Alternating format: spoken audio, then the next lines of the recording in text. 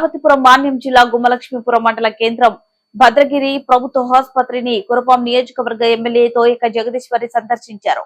ప్రస్తుతం సీజనల్ వ్యాధులు, malaria, typhoid వంటి వివిధ రకాల వ్యాధులతో జాయిన్ అయిన రోగులకు అందుతున్న సేవలు, సౌకర్యాలపై డాక్టర్లు రవి, త్రివేణి, రమ్యలను అడిగి తెలుసుకున్నారు.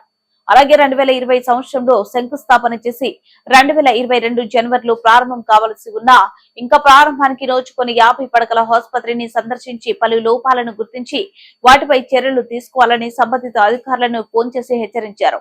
గుమ్మలక్ష్మీపురం మండల కేంద్రం భద్రగిరిలో ప్రారంభానికి నోచుకొని 50 పడకల ఆసుపత్రిని సందర్శించి గత ప్రభుత్వ హయాంలో అసంపూర్తిగా నిర్మించబడి ఉన్న ఆసుపత్రి పనుల నాణ్యతను, పనితీరును పరిశీలించి అసంతృప్తి వ్యక్తం చేశారు. సంబంధిత అధికారులతో ఫోన్లో మాట్లాడి ఇలా జరగడానికి గల కారణాలను ఆరా తీశారు. ఇలాంటి సంఘటనలు పునరావృతం కాకుండా తగు చర్యలు తీసుకోవాలని ఆదేశించారు. ఆమె వెంట టీడీపీ సీనియర్ నాయకురాలు వెంపడపు భారతి మరియు పోలూరు శ్రీను, భూషణ్ రావు, మన్మథరావు, పలువురు నాయకులు పాల్గొన్నారు.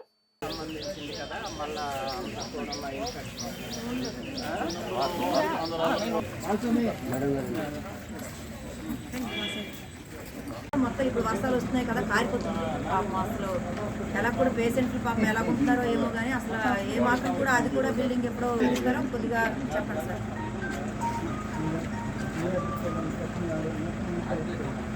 చేయండి సార్, చేసి చేసి ఎప్పటికీ ఇవ్వగలరు, గుమ్మలక్ష్మీపురం అని మీరు ఒకసారి చెప్పండి.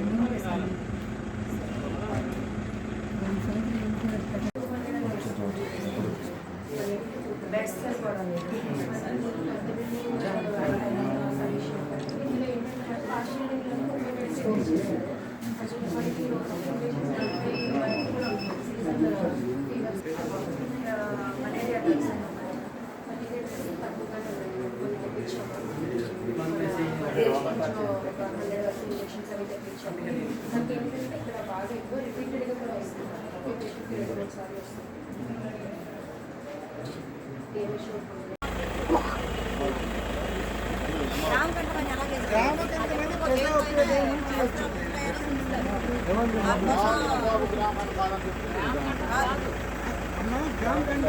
ప్రజా అవసరానికి వినియోగించుకొని ప్రజా అవసరం లేదు.